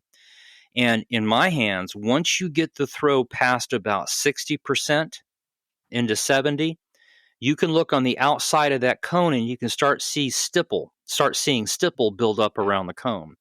That's paint that's not being atomized and it's coming off in drops. Just blowing out of there. Yeah. So, he had everything else nailed. He had the dilution, he had pressure, he had the technique down, but he was using too small a tip. And once we figured that out, he put in a 0.45 tip, same brush, went back and shot, another car model and got a gloss coat that looked like, 10-foot deep glass. Is absolutely beautiful. So all of that work he did, nailing his dilution, nailing his everything else, worked out in the end once we figured out where the problem was. And the moral to the story is, in general, at least in my hands, I find it's best to match the tip size that you're using to the job. And if you're going to be shooting something like a primer or a clear coat, and you're working on something like a 48 scale aircraft kit, 35th scale small piece of armor, you're going to be wanting to run something like a 0.4 or 0.45 millimeter tip for primers and clear coats. The opposite end of that spectrum, of course, is if you're doing fine line and you're trying to get a 1 millimeter wide line, you're never going to try to do that with a 0.45 millimeter tip. So at that point, clearly the job dictates a smaller tip. And for fine line, I like to say if you can get down to 0.15 with the HS tip, great. But anything, around 0.22 and lower is a good size for fine line. That raises, and this may be an unfair question for you because you're an airbrush dealer. You've got access to lots of airbrushes. Do you tend to? I'm an airbrush junkie, Dave. Okay, I'm an airbrush junkie. I'm there with you. I currently have 6, so I'm. Oh, that ain't nothing. There with you. Do you tend to actually swap out the needle and tip on airbrushes, or do you have one that's a 1.5 tip and another that's a 4 tip and another that's a 2.5 tip? I mean, so that you don't have to ever bother doing the swaps, or do you go ahead and you have, one evolution, one Man, infinity, that's a first world problem. Yeah, yes, it is. I completely admit that. Yeah. So, and it's a great lead up to what I think is the real utility of having a brush with different size tips versus a brush where you've just got the one size. To answer your question, back when I was a wee baby modeler and wasn't a dealer in Harder Steenbeck brushes, I only had 2 or 3 brushes that I used all the time. Now I have a collection of brushes that go back literally to 1973. I still have the first Badger I ever got. Okay. So I won't tell you how many airbrushes are in my collection because it's embarrassing. Right. How many do I actually use? Back before I was a dealer, maybe 2. And at that point, I was changing out the tips. And unlike an Iwata, where to remove the nozzle, you need to get that tiny little wrench, and those tiny little threads that are just trying to get cross-threaded when you put it back in. Been there, done that. Have the receipt. Right. Right. And the broken airbrush. Yeah, exactly. Right. Now, the utility of the HS design is that there is no wrench involved, as you guys know. You screw the air cap off, and the nozzle literally just pops right out of the air cap. No wrenches required. Yep. So, because I was using HS way back when, I did take the time to change out my tips from 0.15 to a 0.2 to 0.4 to a 0.6, whatever I needed, depending on the job. To answer your question, now that I'm a big, fat HS dealer with access to everything I've ever wanted, yes, I do have a brush configured just for fine line. I have a brush configured for my normal work, which is they're all evolutions. I'll tell you honestly, they're all evolutions. I am an evolution fanatic. I think it's the best brush I've ever used. I don't disagree at all. Yep. So I have a fine line evolution. I have a general work evolution. I have a primer evolution, primer and clear coat evolution. And I have, I think, a couple of infinities configured for fine line as well as metallics. If you can afford to have a brush that's dedicated just to metallics, talk about a first world problem. Yep. That's an easy way of making sure that you never get a pearled Spitfire. Yep. But it costs money, and not everybody can afford a dedicated brush just for metallics. So you don't have to have that, of course. You know that. I mean, you can get any brush clean enough after metallics, you can go through it to shoot a clear coat and not have a problem. It's just going to be more time and work on your part to do that. Yeah, you just got to do it. Yeah, you do. But it is nice to be in the position where you've got those brushes lined up and you can just, without having to do the swaps. Although, especially on the Evolution, the swap is very easy. It is. Because that tip is a drop-in fit rather than a screw-in fit. You just pop that nose cap off, you drop in the new tip, and then you take the needle that you've taken out, you put the one in that's sized for the. It's not a 4 to 5 minute job to actually do that. But you see what he did there, John? What? He just split his freaking nozzle. No, I had the needle out. It's like when you get on YouTube or the internet for a DIY car project, disconnect the negative battery terminal. It's the first step of every DIY car project. Yeah. Mm-hmm. So for airbrush work, for an HS Evolution, it should be take the needle out, back the needle out, or take it out. Yep. Yeah. And, if I could add, one of the things that HS changed relatively recently, a couple of years ago, is they went to the new V2 needles, which had the little bumps machined on the back of the needle. Yeah, that's nice for keeping them straight. It really is, because before they had practically no markings that were easy to identify. But now that you've got a 1 bump, 2 bump, 4 bump, whatever, that makes changing tips really, really easy and darn near impossible to mix match the wrong needle with the wrong tip, as long as you're looking at those bumps. Yeah. And with that, gents, that is my last Stump the Chump question. Well, as always, it has been time has flown. We've been sitting here talking well over an hour, and I would swear it was 15 minutes. As I always say, every time you're on, I learn new things. That's true today as the first time we talked. And it was too long from having you on previously. We need to either have that paint talk or do something. We need to have another talk and not let it go another 8 months or whatever. Well, it's going to be paint talks, plural. So talks. Okay. That's fine. That sounds good to me. That sounds good. I always enjoy it, guys. Truly do. All right, John. Well, thanks again. It's always a pleasure to have you on, and the information is always very valuable, and I always have an opportunity to make fun of Dave while we're talking to you. So yeah, it's all good. It's so easy. It's not the only time he does it, though. Take care, guys.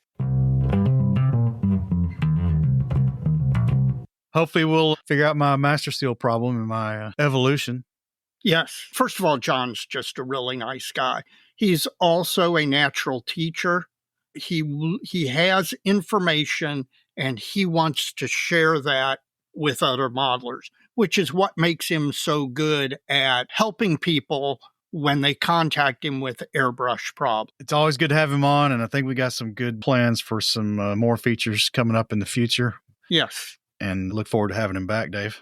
Me too. Bases by Bill is back with quality display bases that enhance any model. From US and Japanese wooden carrier decks to custom-sized cherry hardwood bases, Bases by Bill display bases are available for any type of model and for any size. Oh, and have you heard? Bases by Bill is now a US reseller for one-man army high-definition paint masks. These masks bring amazing detail to your model, even maintenance stencils. They have to be seen to be believed. And all one-man army products include free shipping. Check basesbybill.com to see the products. Bases by Bill for all your model display needs. Benchtop halftime report, Dave, just in time for college football. And you know what? I've got a benchtop that's actually doing things. Good. Let's hear about it. The Bearcat is 99.9% done, or as I texted to you, very, very, very, very close to finished. Basically, I'm adding some exhaust stains, a little chipping. Then I've got to slap the gear in, and it's done. And in fact, I was DMing with Dr. Geldmacher because this needs to go to be with the collection of models that we had for Hampton this year. It looks like we're tentatively planning to meet in Murfreesboro at the Murfreesboro contest in November, because that's kind of in the middle for both of us. Sure. Tentatively, I'm planning to attend that contest in November, where I will hand over the Bearcat to him. But it should be done next 10 days. Just, again, the things that are left to do are almost nothing. Then I will immediately, I've additionally, I had 3 Bearcats that I was doing all at once, 2 -2s and 1 1B. The 2 -2s, one of them went into the trash when I ruined it. The second one is the one that is 99.9% done.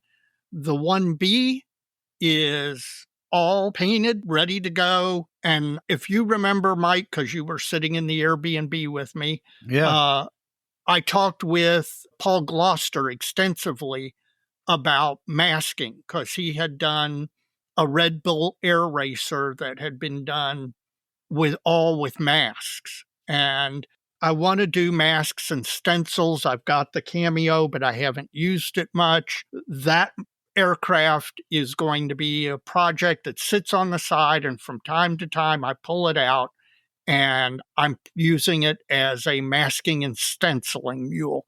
And I'm counting on Mr. Gloucester to hold my hand and walk me through that. Additionally, 2 other things. The SAM will then go back on to get the underside oil treatment, and the SAM is pretty darn close too. So my idea is I'm going to bring that back into the queue to get it finished. I'm also going to finish up that Vespid BT7. And then I talked to Mike about this the other day. Chris Mettings provided some 3D printed stuff that he's been doing, and he did some 72nd scale Vickers K guns, which are machine guns that were used by the British for rear machine gunners. The Japanese copied the gun, so it also applies to many early Japanese kits. And I was telling Mike the other day, I pulled these things out and just primed them just to see what they were like. The level of detail is unbelievably impressive. So impressive that, frankly, I'm amazed that you can get the level of detail that he did on something this small. It really, once I had primed them and then cut 1 or 2 off of the support structure and took a look at them under a magnifying glass, I was just blown away. I'm going to start playing around with those a little bit, just because I want to get a couple of them done up, and I'm going to send a couple to Mike to have him look at them. And Chris, if you're listening to this, color me impressed. These things are freaking amazing. So that's what my bench looks like. Now you got to come up with a project to use them. I know, but that's, believe it or not, that has been nagging at me ever since I primed these. So it sounds like a way I would get into a project. Yeah, that's exactly right. So that's what my bench looks like, and things are moving, and I'm motivated. Post-nats, everything's coming up roses. I'm happy, and the mojo is high. So hopefully that will continue. What does your benchtop look like? Well, send some of that my way, because I've been struggling lately just to get motivated. And I don't understand. Well, it's not necessarily you're struggling to get motivated, but you've you've got so many things in mind. Yeah, it's not all directly putting parts together kind of stuff. I got a lot going on, and I get into these modes where I just doing a lot of research and solution thinking, and I don't know. I kind of drown in that sometimes. So I've been trying to take a at least one thing approach at the workbench every day to keep things moving. So I don't know. I think I'm at the point now where it's going to start moving forward again. And one thing I've been working on, folks have been seeing it on the dojo group, the radiators for my KV85, done a what I'd call Verlinden-esque boxing blank with the detail down inside of it to put up under the opening in the tank proper. Right. And man, that just took all the joy out of painting those things. I stated on the dojo, I felt like a failing kindergartner because I was trying to paint this stuff down inside this box, and just paint was getting all over everything. I didn't want it. It was better just to bend those and jump back into CAD and break the thing apart into two pieces and then print them separately. So now I've got a radiator, then I've got the blanking box. The blanking box just has to be painted black. The radiator's got some like flat aluminum colors and some grays and some stains and stuff. I know what I want to do with it, but now that it's free of the vertical walls around it, I can get to everything I want to get to and paint the full thing. So that's where that's going. I haven't done much else past that because I've got to get these done before I can seal up the back of the engine deck.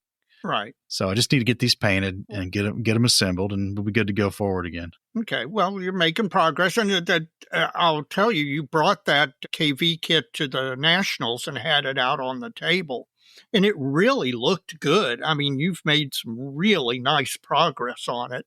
And I'll be honest with you, I'm just anxious to see it in primer because I really want to see where you're going to go from there. Well, in addition to the KV85, I've been doing kind of the front end work on the Musaru project, the Miata.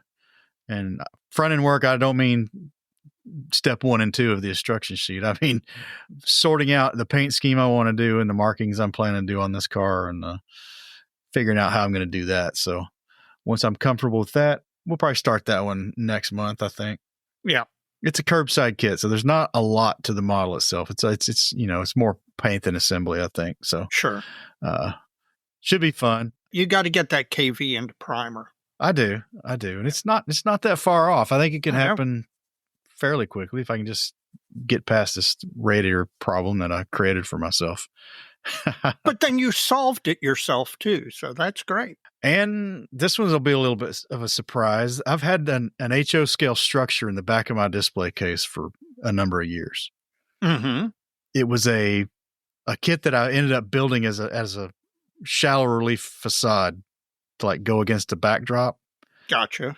And I started this thing after I'd gotten out of model railroading for the most part, because I saw what decently painted structures were selling for on eBay. Yeah.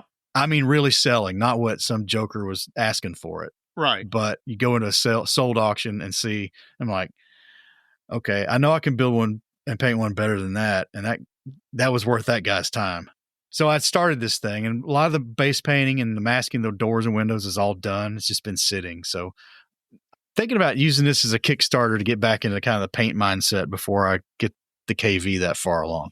One of the things that makes really good modelers from what I've observed, is that they paint regularly, that they've always got something that they're airbrushing or weathering.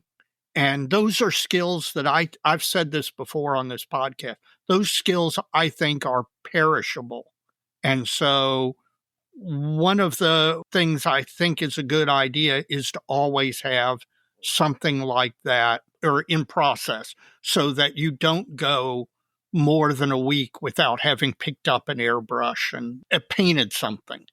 And a lot of the stuff I need to do on it is applicable to other things. There's going to be a lot of layered painting effects and stuff on it. So I might do that. I haven't decided yet. There's some parts I have to locate for it to finish it out right. But again, it's mostly together and it's already been base coated. It's been sitting in there for a number of years. Can't even venture to guess how long before this podcast initiated. So definitely more than 5. So that's my bench, man. All right. That's quite a bit, sort of. I haven't done a whole lot, but We're looking forward to hearing about great progress in 2 weeks. Plastic Model Mojo is brought to you by Squadron. Head on over to squadron.com for the latest in kits and accessories, all at a great price and with great service. Squadron, adding to the stash since 1968. Mike, manufacturers continue to roll out kits at an amazing rate. Everything from the mainline big manufacturers to these 3D print companies, which seem to be sprouting up like mushrooms. So do you have some faves and yawns?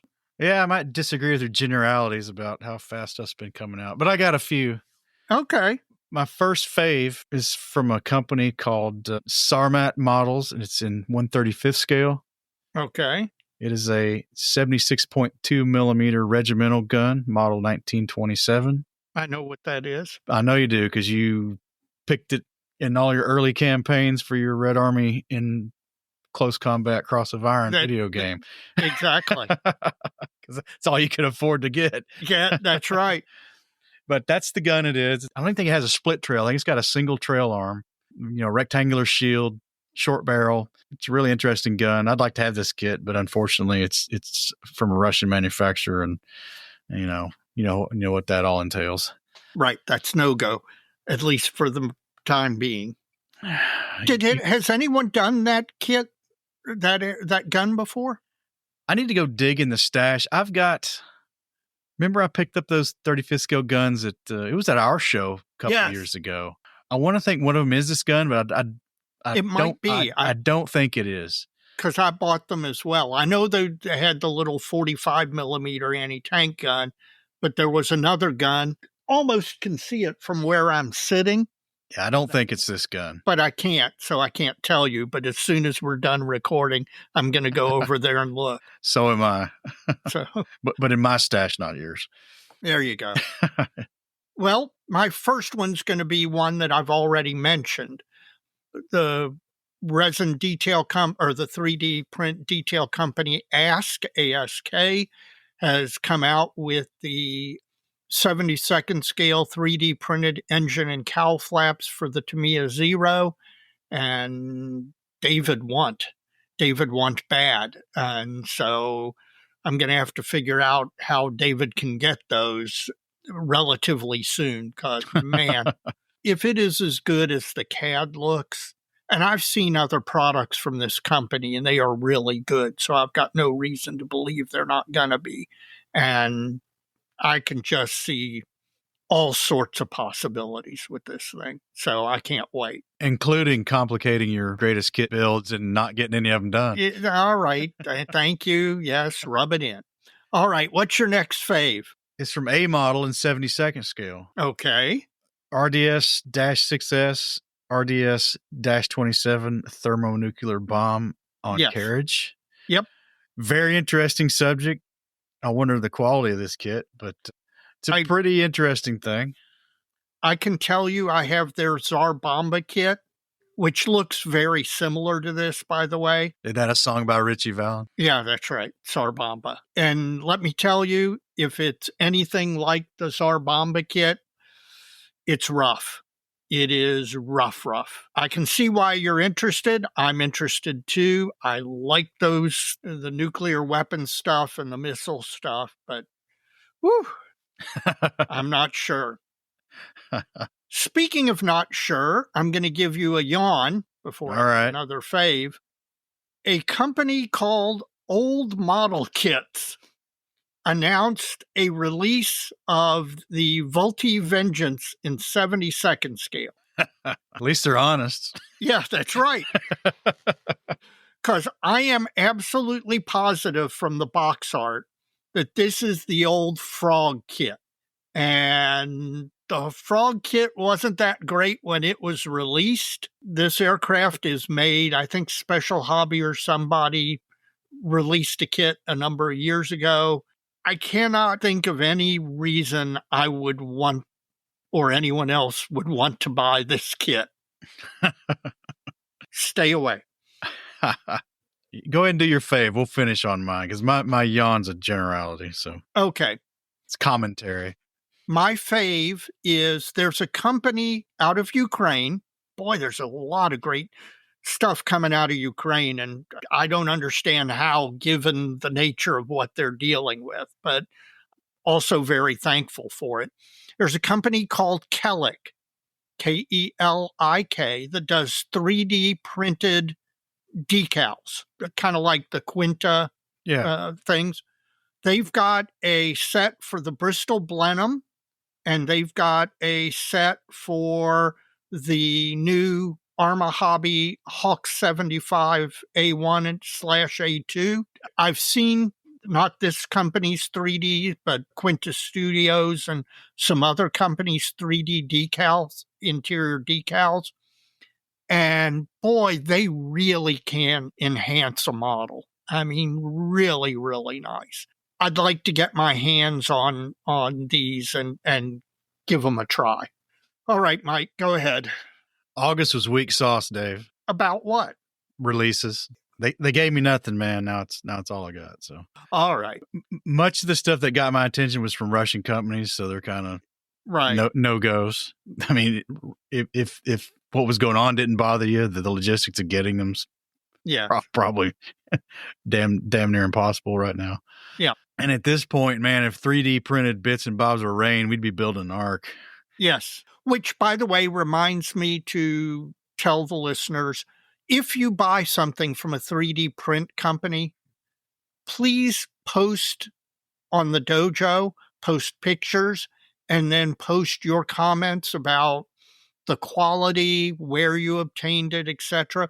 Evan recently posted a couple on the dojo of some 3D print stuff that he got. And it was really helpful because these were companies that I'd never heard of, much less dealt with. And so if there was anybody who was interested in those types of things from that company, it was nice to know what he thought. And it's not just limited to him. Any of the listeners who buy something from a 3D print company, please take pictures of it, post it on the dojo along with your comments so that we all know the good and the bad. And the ugly. Yes, and the ugly. It's a real service to all your modelers. I'm happy Evan did that, and I want to see other people do that as well. We're almost at the end of the episode. I'm assuming you're probably toward the end of your modeling fluid. Yes, which was the Woodinville straight bourbon whiskey finished in port casks. And how was it? It's an interesting palate shift. And I say that because it's young, so it's got a hint of that leather note from the lack of age. Right. And I think the port cask finishing really tempers that.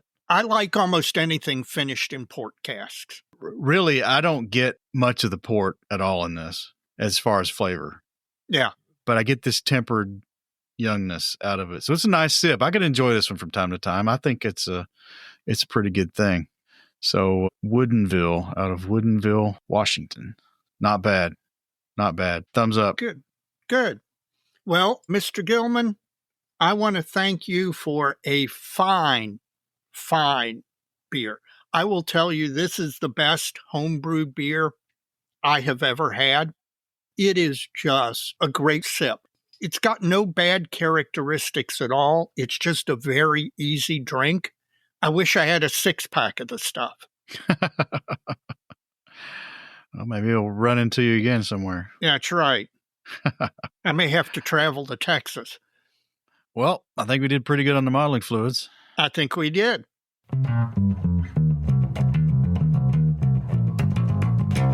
We now are truly at the end of the episode. Do you have a shout out or two?